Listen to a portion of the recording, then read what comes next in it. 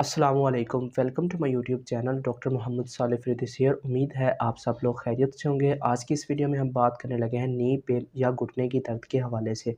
वैसे तो knee pain की बेशुमार वजूहात होती हैं, लेकिन आज इस वीडियो में हम जिस मेन वजह को डिस्कस करने लगे हैं वो है नी ऑस्टियोआर्थराइटिस।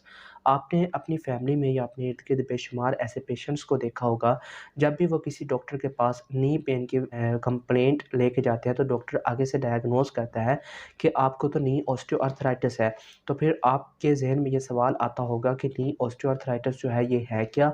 नी ऑस्टियोआर्थराइटिस जो है ये होता क्यों है? और नी ऑस्टियोआर्थराइटिस जो है इसका ट्रीटमेंट पॉसिबल है या फिर इसका ट्रीटमेंट पॉसिबल नहीं है? तो आज की इस वीडियो में मैं आपके इन तमाम सवालात के जवाबात दूँगा। तो वीडियो को आगे कंटिन्यू करने से पहले अगर आप हमारे चैनल पर न्यू हैं या फिर अभी तक आपने हमारे चैनल को सब्सक्राइब नहीं किया, तो सब्सक्राइब कर लें और बेल आइकन को प्रेस कर दें ताकि हर न्यू आने वाली वीडियो का नोटिफिकेशन आप तक पहुंचता रहे। तो अब हम बगैर टाइम वेस्ट किए अपनी वीडियो को आगे कंटिन्यू करते हैं। सबसे पहले हम डिस्कस करते हैं कि ऑस्टियोआर्थराइटिस जो है ये क्या होता है।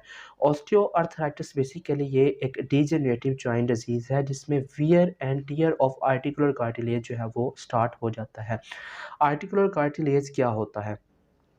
अल्लाह ताला ने हर बोन के एंड पर एक स्पेसिफिक कनेक्टिव टिश्यूज़ बनाए होते हैं जो कि उस बोन को प्रोटेक्ट करते हैं, ठीक है?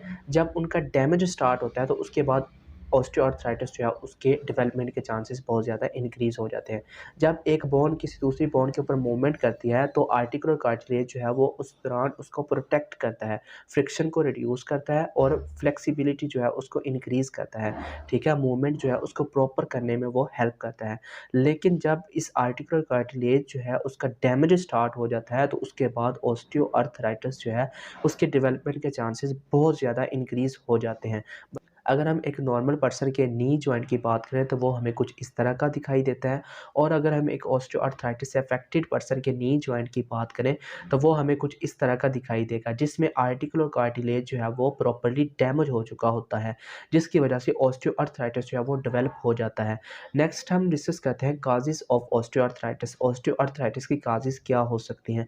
वैसे तो ऑस्टियोआर्थराइटिस जो है उसकी बेशुमार काजेज़ होती हैं, लेकिन आज इस वीडियो में हम कुछ मेन काजेज़ जो हैं उनको डिस्कस करेंगे। सबसे पहले जो हमारे पास मेन काज़ आती है वो आती है एज। जैसे ही किसी पर्सन की एज जो है वो 40 ईयर्स को क्रॉस करती है तो उसके बाद हमारी बॉडी में डिजेनरेटिव चेंजेस जो हैं वो स्टार्ट हो जाती हैं, जिनकी वजह से आर्टिकुलर कार्टिलेज जो है वो डैमेज होना स्टार्ट हो जाता है, क्योंकि बोनी स्पर्स की फॉर्मेशन जो है वो भी स्टार्ट हो जाती है अबव 40 ईयर्स जब हमारी एज होती है। नेक्स्ट जो हमारे पास काज़ आती है वो आती है ओबेसिटी। ओबेसिटी या वज़न का बढ़ जाना, ये भी आर्टिकुलर कार्टिलेज के डैमेज होने की मेन वजह है, जो कि बाद में वजह बनता है ऑस्टियोआर्थराइटिस की। अगर हम एक नॉर्मल पर्सन की बात करें तो उसका नी जॉइंट जो है वो हमें कुछ इस तरह का दिखाई देगा और उसके ऊपर मैकेनिकल फोर्सेस जो हैं वो इतनी ज़्यादा एक्ट नहीं कर रही होती।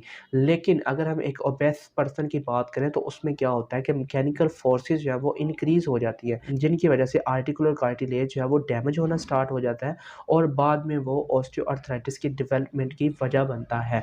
नेक्स्ट हमारे पास जो वजह आती है वो आती है सॉफ्ट टिश्यू इंजरीज़। हमारे नी जॉइंट के अंदर मेनिस्कस और उसके साथ-साथ लिगामेंट्स प्रेज़ेंट होते हैं। जब उनका डैमेज होता है तो उसकी वजह से भी आर्टिकुलर कार्टिलेज जो है वो डैमेज होना स्टार्ट हो जाता है।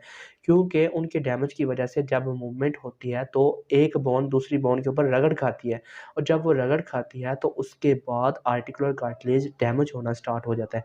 और जब आर्टिकुलर कार्टिलेज जो है वो डैमेज होता है तो उसके बाद ऑस्टियोआर्थराइटिस जो है वो डेवलप हो जाता है।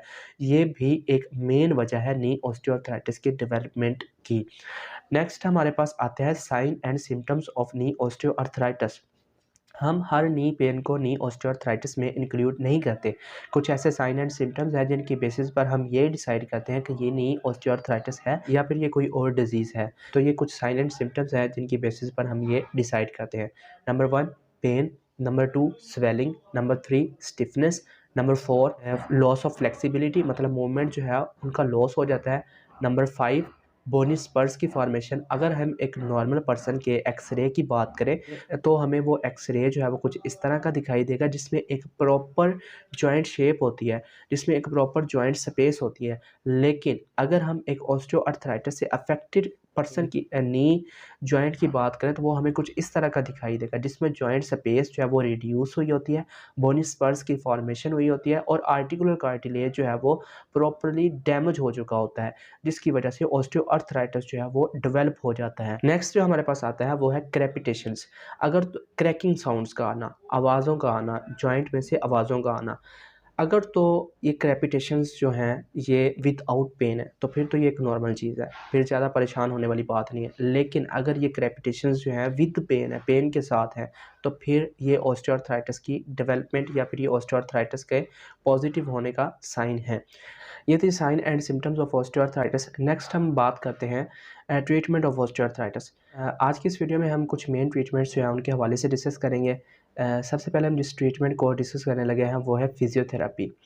फिजियोथेरेपी ये एक ऐसा ट्रीटमेंट है जिसमें हम डिफरेंट मोडेलिटीज़ का इस्तेमाल करते हैं और उसके साथ साथ हम डिफरेंट एक्सरसाइजेस करवाते हैं जो कि नी जॉइंट के इर्द गिर्द की मसल्स जो हैं उनको इतना ज़्यादा स्ट्रेंथ प्रोवाइड कर देते हैं कि नी पेन जो है वो ऑटोमेटिकली ख़त्म होना स्टार्ट हो जाती है। लेकिन यहाँ पर मैं एक चीज़ बताना चाहता हूँ कि नी जॉइंट के अंदर जो डीजेनरेटिव चेंजेस हो चुकी होती हैं हम उनको ठीक नहीं कर सकते, वो जितनी हो चुकी हैं वो उतनी ही रहेंगी। लेकिन ये है कि हम डिफरेंट मोडेलिटीज़ का इस्तेमाल करके, हम डिफरेंट एक्सरसाइजेस करवा के, हम सराउंडिंग मसल्स जो हैं हम उनको इतना ज़्यादा स्ट्रेंथ प्रोवाइड कर देते हैं कि वो पेन जो है वो ख़त्म होना स्टार्ट हो जाती है। नेक्स्ट जो हमारे पास ट्रीटमेंट आता है वो आता है सर्जरी, जिसमें हम या तो कंप्लीट नी रिप्लेसमेंट करते हैं या फिर हम पार्शियल नी रिप्लेसमेंट करते हैं। लेकिन कंप्लीट नी रिप्लेसमेंट या पार्शियल नी रिप्लेसमेंट के बाद भी हमें फ़िज़ियोथेरेपी करवानी बहुत ज़्यादा ज़रूरी होती है, क्योंकि अगर हम इसके बाद प्रॉपर्ली फ़िज़ियोथेरेपी नहीं करवाते तो फ्लेक्सिबिलिटी जो है वो नहीं होती, जिसकी वजह से पेशेंट जो है वो अपनी नॉर्मल लाइफ़ जो है वो एन्जॉय नहीं कर सकता। इसलिए फ़िज़ियोथेरेपी जो है वो before surgery and after surgery दोनों टाइम पे बहुत ज़्यादा ज़रूरी होती है। नेक्स्ट हम जिस ट्रीटमेंट को डिस्कस करने लगे हैं वो है डिफरेंट इंजेक्शंस जो है वो हम इंजेक्ट करवाते हैं अपने नी जॉइंट के अंदर। इसमें क्या होता है कि डिफरेंट इंजेक्शंस जो होते हैं वो हम अपने नी जॉइंट के अंदर इंजेक्ट करवाते हैं जो कि पेन को कम करते हैं।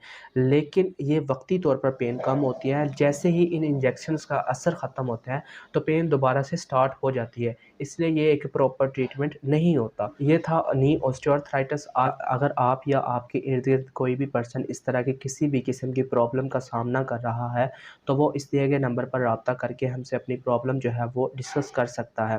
उम्मीद है आज की वीडियो आपको पसंद आई होगी। Thank you so much for watching this video. Please like, subscribe and share my YouTube channel. Thank you so much.